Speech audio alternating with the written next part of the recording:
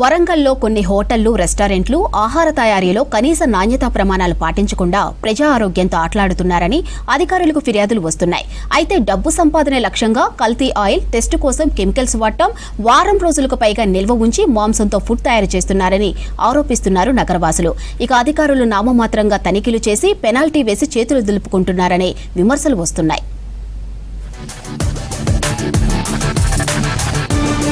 వరంగల్లో కల్తీ food దందాపై focus చేశారు అధికారులు. రాష్ట్ర రెండో రాజధానిగా డెవలప్ అవుతున్న వరంగల్ కు తెలంగాణతో పాటు విదేశాల నుంచి కూడా టూరిస్టులు వస్తుంటారు.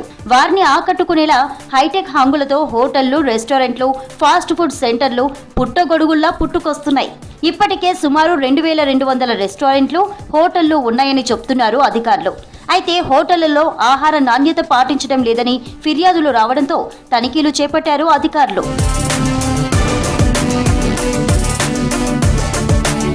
డబ్బు సంపాదనే లక్ష్యంగా కొన్ని హోటళ్లు, రెస్టారెంట్స్ లో కల్తీ పదార్థాలు, వారం 10 రోజులు నిల్వ ఉంచిన మాంసంతో, కుళ్ళిన కూరగాయలతో ఫుడ్ ప్రిపేర్ చేస్తున్నట్టుగా గుర్తించారు అధికారులు. టేస్ట్ కోసం కెమికల్స్ వాడుతున్నట్టుగా నిర్ధారించారు. ఫ్రిడ్జ్ లో రోజుల తరబడి నిల్వ చేసిన ఆహారాన్ని వేడి చేసి కస్టమర్లకు వడ్డిస్తున్నట్టు ఐడెంటిఫై చేసి 5 హోటళ్లకు 2 లక్షలకు పైగా పెనాల్టీ వేశారు. పలు హోటళ్లపై కేసు కూడా నమోదు చేశారు.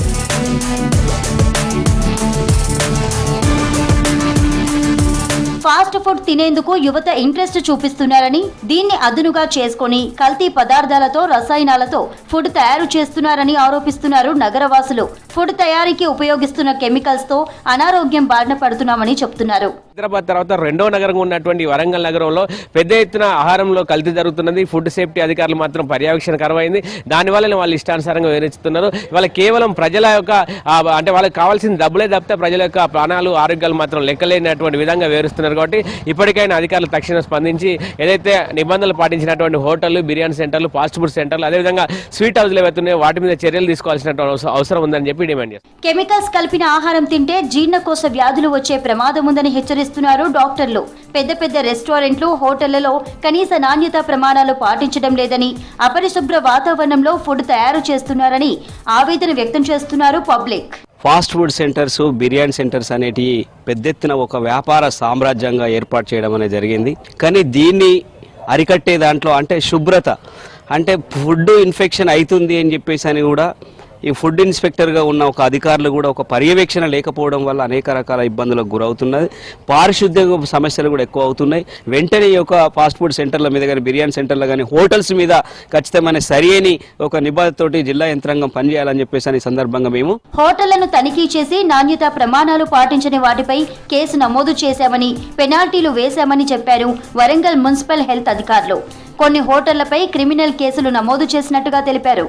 ఈ తరుణంలోనే మేము పర్సనల్గా విజిట్ చేయడం జరిగింది. కొన్ని హోటల్స్ కాజీపేట సర్కిల్ అయినా, వరంగల్ సర్కిల్ అయినా.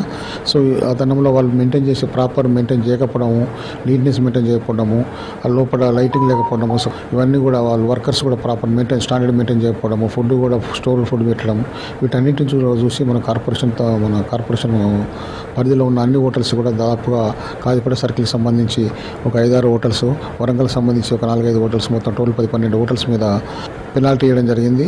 పెనాల్టీ వేసి మిగిలిన వాళ్ళందరికీ కూడా చెప్పేది ఏంటంటే మినిమం స్టాండర్డ్ మెయింటైన్ చేసుకుంటూ ఫుడ్ కూడా ప్రాపర్ ఫుడ్ సప్లై చేయాలని చెప్పేసి కోరుకుంటుంటున్నాం.